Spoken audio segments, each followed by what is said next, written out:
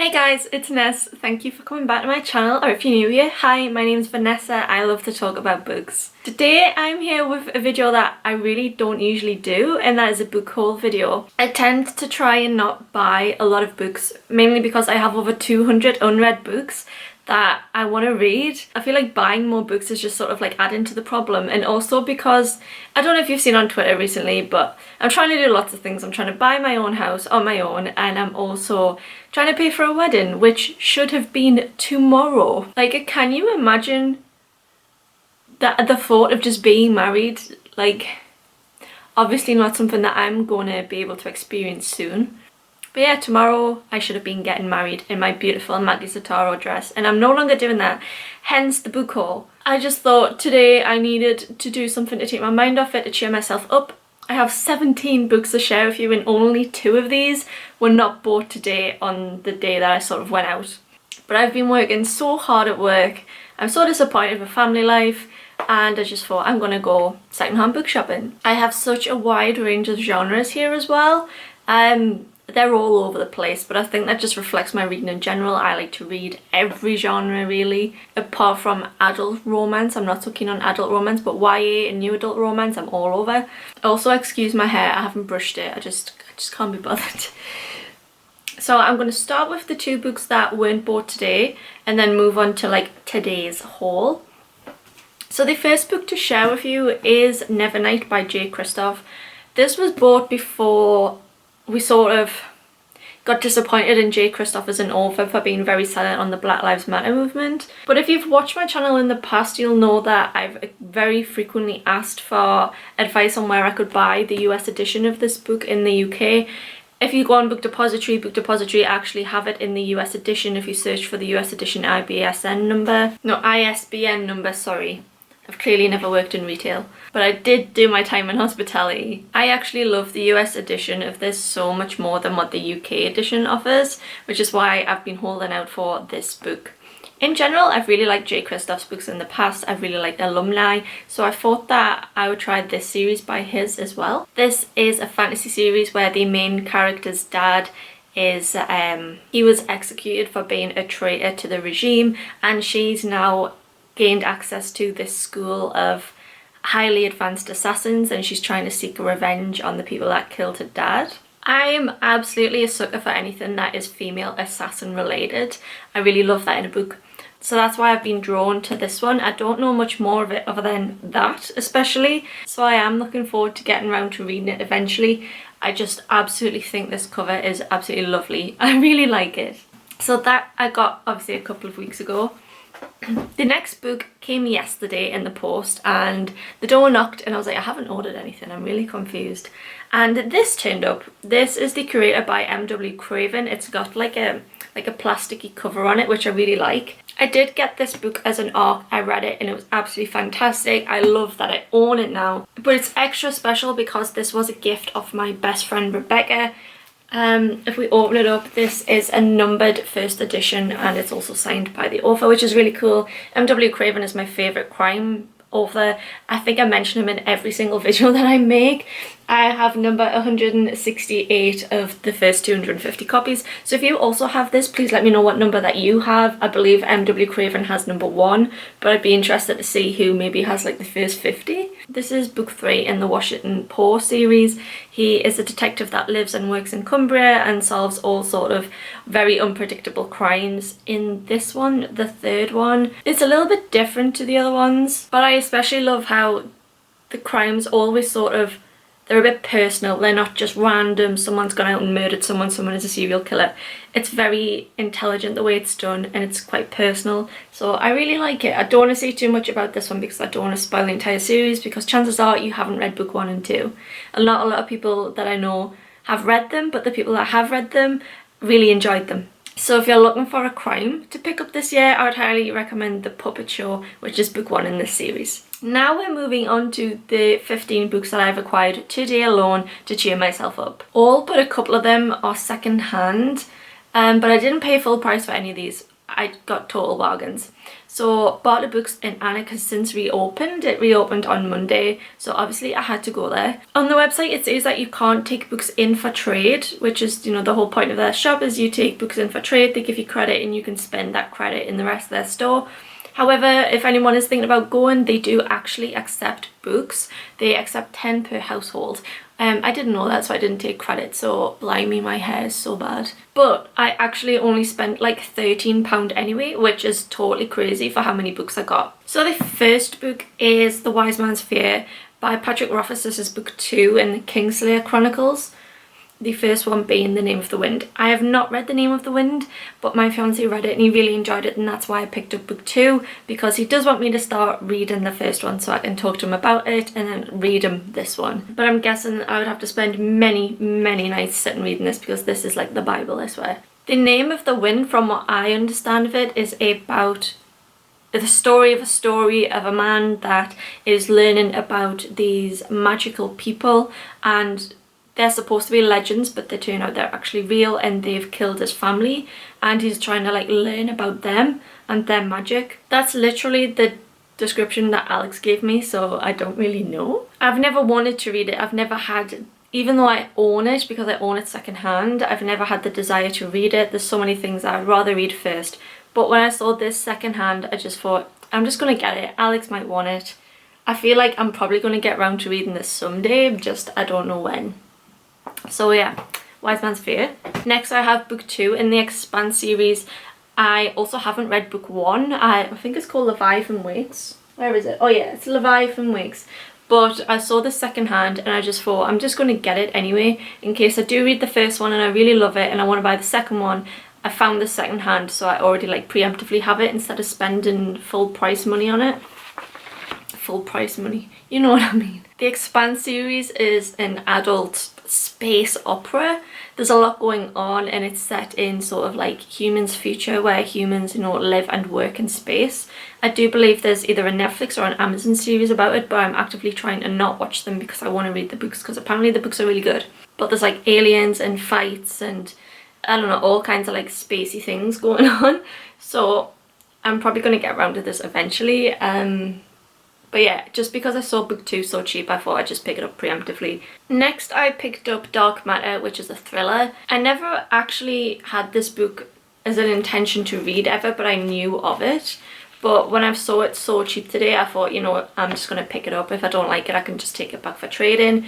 This is a thriller where a man is knocked unconscious, and when he wakes up from his unconsciousness, nothing is what it was. His wife is different, his child doesn't exist, and he's wondering if this is the reality or that he's woken up into and his other life was like a dream state, or is it the other way around. To me it sounds a little bit like Inception, and I absolutely loved Inception so much. I loved the concept. I thought it was very interesting, really well done, and it brought up like a lot of ethical questions. Leonardo DiCaprio and Tom Hardy were in it as well, and I just really love the movies that they're in together. This does seem like quite a quick read. It's only like 350 pages, but it's quite big. There's like not a lot of words per page. So I might get around to this sooner than what I'm expecting to get around to it too. Because sometimes you just want a thriller, and I don't actually have that many of them. Next is actually not a book that I got at Barter Books today. It was gifted off my friend. And that's an Arc of Anna K by Jenny Lee. But I've never seen this arc cover before. I'll show you what the original cover is like because it's underneath this one. So you'll know of this book from this cover, but the arc cover is, it makes it obvious, or more obvious, that this is a retelling of Anna Karenina by Leo Tolstoy. And it's sort of like has it, is this a bit, bleh. It sort of like has it as if this is the Anna Karenina cover, but it's like crossed out with lipstick, which I thought was really cool. This is a YA contemporary romance. Like I said, it's a retelling of Anna Karenina, so it's about a girl that's in an upper class lifestyle and her sort of like romantic escapades. I've never read Anna Karenina. It's something that I wanted to read a couple of months ago if you watched that video, but I never got around to reading it because War and Peace just took so long.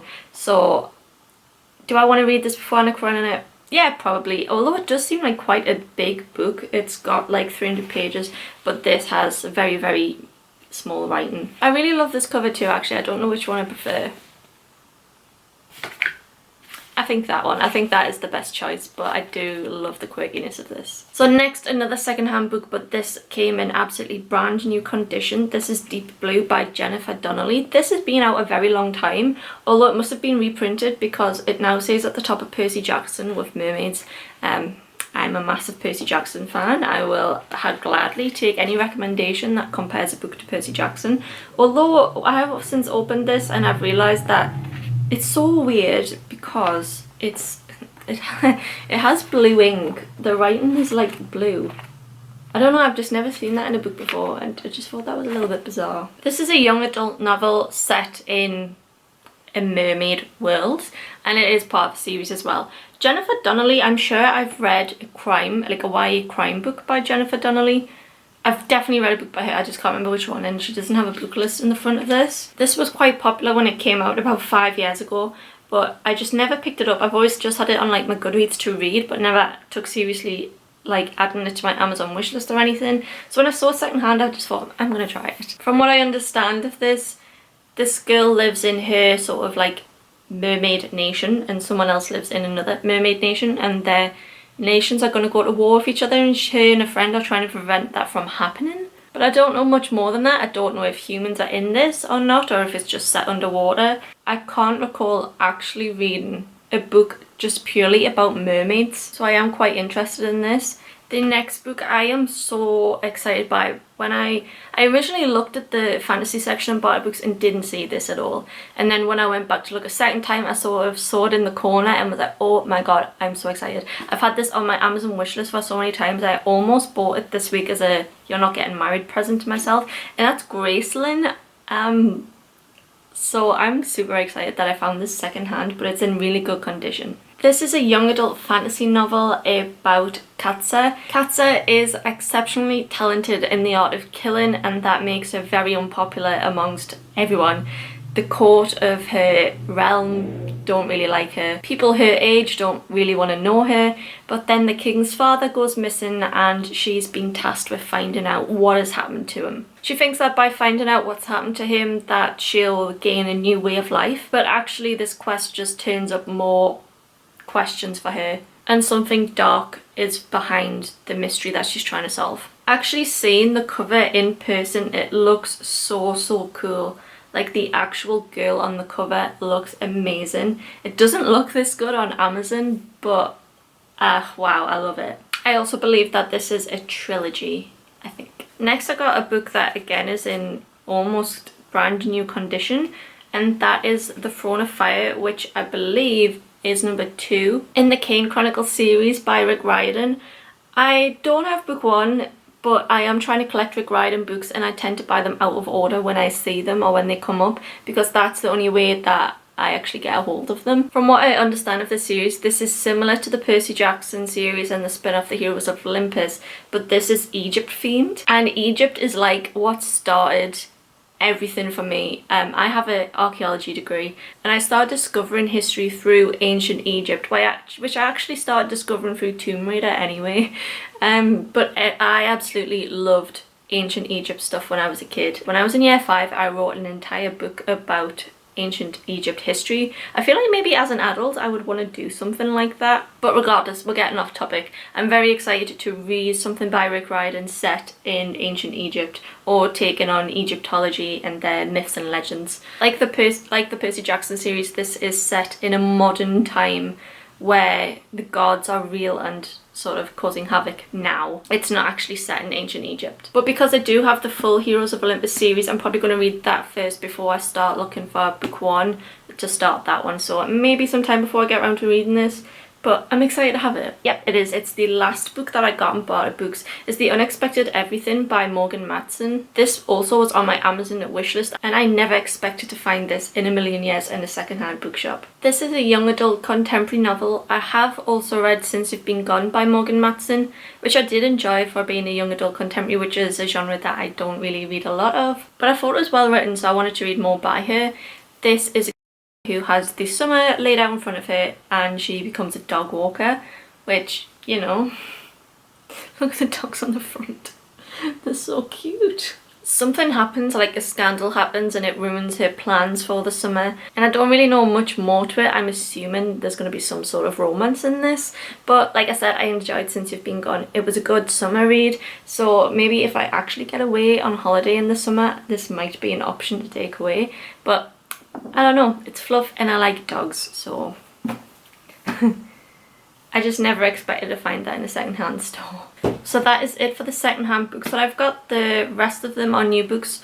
So I got 2 in Waterstones.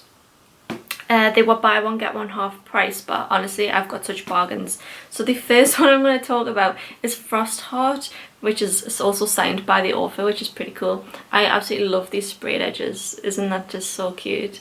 It also has so much detail in the cover. Like, I just can't believe how much detail this book has. It's also it's illustrated. It's got lots of pictures in. This is a middle grade adventure. I did pick this up because I'm trying to get more into middle grade, and Gav from How to Train Your Gavin has recommended this book a lot.